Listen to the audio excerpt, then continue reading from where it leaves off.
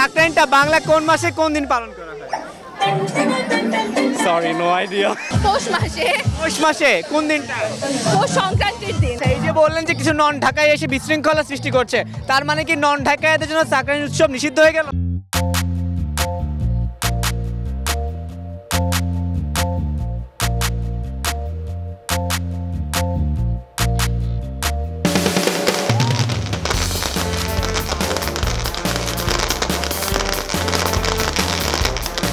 এবারে সাকরাইন কেমন উপভোগ করছেন বলেন? আমি যদি বলি এবারের সাকরাইনের কথা, আমাদের আগের বারের সাকরাইনগুলো অনেক বেশি ভালো হয়, সবাই একটু টেনশন মুক্তভাবেই করে। আপনার কাছে সাকরাইন মানে কি বলেন তো?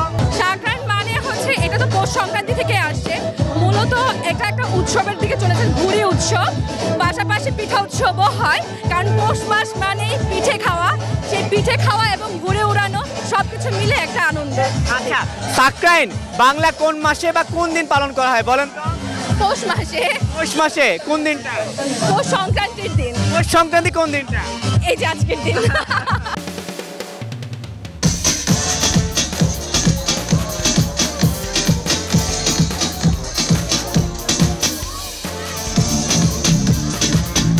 অ্যাকচুয়ালি আমি ফার্স্ট টাইম এখানে আসছি সাকরাইন দেখতে, এর আগে কখনো আসা হয় নাই। সো লাইট, কালার, মিউজিক, তো সব কিছু ভালোই লাগছে। আচ্ছা বলেন তো সাকরাইন উৎসবটা কেন পালন করা হয়? অ্যাকচুয়ালি এটা পুরান ঢাকার একটা ট্রেডিশন অ্যান্ড প্রতি বছরই পালন করা হয়। অ্যাকচুয়ালি মেইন রিজনটা আই হ্যাভ নো আইডিয়া। আচ্ছা, সাকরাইনটা বাংলা কোন মাসে কোন দিন পালন করা হয়? Sorry, no idea. 3, 2, 1, go! সাকরাইনে তো প্রতি বছরই আসি, ছোটবেলা থেকে এবারও এসেছি। সাকরাইনের জন্য আমরা হোল ইয়ার ওয়েট করি, সো এটা আমাদের অনেক স্পেশাল একটা উৎসব, অনেক বেশি এনজয় করছি। অনেকের সাকরাইন সম্পর্কে একটা মিসকনসেপ্ট সৃষ্টি হয়েছে, বাট অ্যাকচুয়ালি এটা আমাদের ঐতিহ্য না।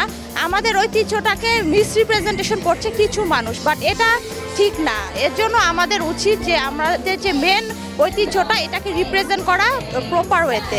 আচ্ছা, এই যে বললেন যে কিছু নন ঢাকায় এসে বিশৃঙ্খলা সৃষ্টি করছে, তার মানে কি নন ঢাকাইদের জন্য সাকরাইন উৎসব নিষিদ্ধ হয়ে গেল? নিষিদ্ধ হচ্ছে না, বাট তারা জিনিসটাকে মিসরিপ্রেজেন্টেশন করছে। তারা আসছে উশৃঙ্খল ড্রেস আপ করছে, ড্রিঙ্কস করছে কিছু জায়গায়, বাট এটা তো সবাই না, এটা তো মা বোন বাচ্চা সবাদের জন্য, সবার জন্য এই উৎসবটা। সো আমাদের উচিত এটাকে ওইভাবেই রিপ্রেজেন্ট করা, আর যারা উশৃঙ্খলা করছে তাদের এটা থেকে অবভিয়াসলি দূরে রাখা। আচ্ছা, আপনি কি অরিজিনাল ঢাকাইয়া? জি, আমি কিন্তু নন ঢাকাইয়া। সো নেক্সট টাইম থেকে কি আমি এখানে অ্যালাউ হব? আপনি ডেফিনেটলি অ্যালাউ হবেন, বাট আপনার রেস্ট্রিকশন মেনে চলতে হবে।